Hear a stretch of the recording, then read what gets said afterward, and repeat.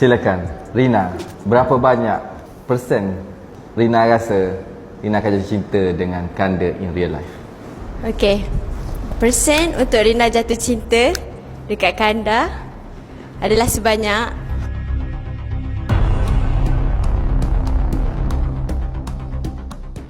100%.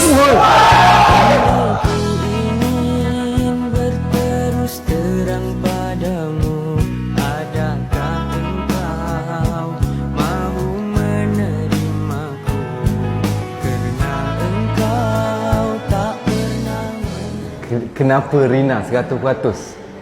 Okey, sebab dia adalah walaupun kita orang baru berkenalan selama seminggu lebih macam tu, tapi Rina dapat rasakan chemistry kita orang kuat sangat. Okey. Lepas tu apa yang Rina perasan, Rina menyukai kepribadian Kanda.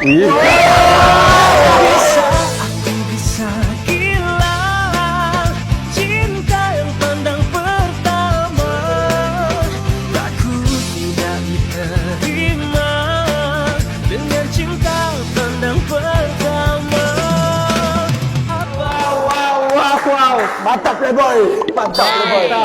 Engkau adalah orangnya. Gila lah. 1 minggu je. Wow. Okey, alright. So kita dah dengar daripada Rina 100%. Okey, Kanda. Huish. Giliran Kanda. Dia memang fikir masak-masak nasi jawab tu. Fikir masak-masak. Benda ni kita tak tahu real life kan. Saja nak tahu. Okay, berapa persen kah? Kau rasa kau boleh jatuh cinta dengan Rina in real life? Uish. Senang ring. Mesti the boy. Aku pun terkejut saya kata tadi. Kebarangkalian saya mungkin jatuh cinta dengan Rina adalah sebanyak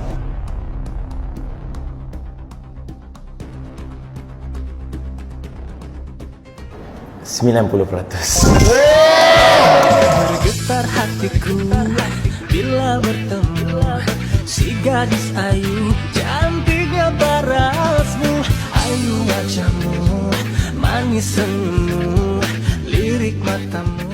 90% versus 100%. Siapa 10% dia tu? Kenapa 90% ke Kanda? 10 tu, aduh, tu pun 10 lagi yang tak ada tu, dia akan ada bila dia jadi milik saya.